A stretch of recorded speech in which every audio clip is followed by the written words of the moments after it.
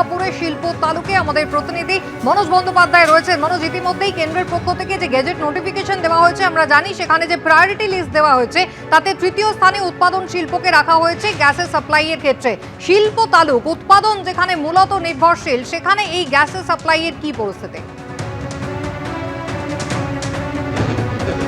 একদমই তাই, তোমাকে দেখাবো সেই পরিস্থিতি সরজমিনে সরাসরি। দেখো, এই যে আমরা গ্যাসের অফিসের সামনে দাঁড়িয়ে আছি, সকাল থেকে বিরাট লম্বা লাইন, প্রচুর মানুষজন আসছেন এই গ্যাসের।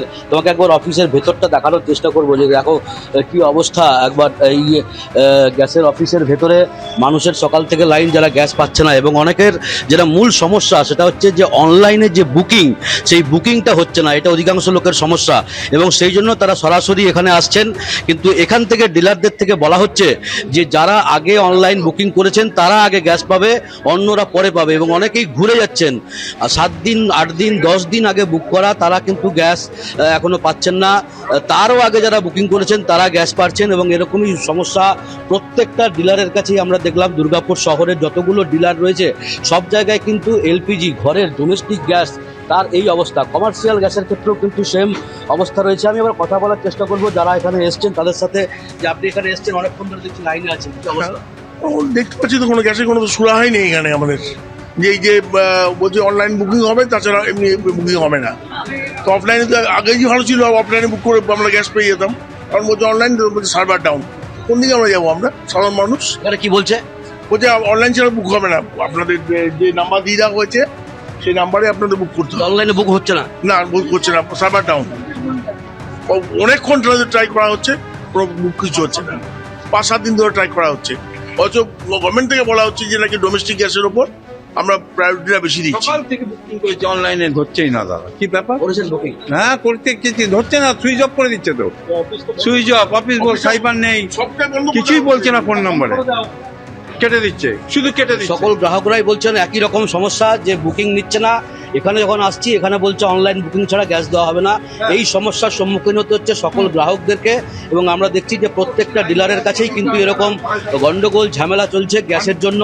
এরকম সমস্যা, এই বাড়ির যে এলপিজি ডোমেস্টিক গ্যাস, তার জন্য কিন্তু গ্রাহকদের সমস্যায় পড়তে হচ্ছে। একেবারে গোটা রাজ্য জুড়ে ছবিটা কিন্তু একই রকম। দুর্গাপুরের ছবি দেখলেন, এবার আপনাদের বাঁকুড়ার মাচানতলায় দেখাই। দেখতেই পাচ্ছেন একদম ডিস্ট্রিবিউটর অফিসের বাইরে দীর্ঘ লাইন, মানুষজন অপেক্ষায় রয়েছেন, বুকিং করতে পারছেন না এমন অভিযোগ যেমন রয়েছে, তার পাশাপাশি কালোবাজারি হচ্ছে সিলিন্ডারের এমন অভিযোগও তারা করছেন, যদিও ডিস্ট্রিবিউটর কিন্তু অভিযোগ অস্বীকার করেছেন। বাঁকুড়া শহরের মাচানতলায় এই গ্যাস এজেন্সির যে অফিস রয়েছে, প্রায় 1000-এর বেশি সকাল 7টা থেকে এই লাইনে রয়েছে।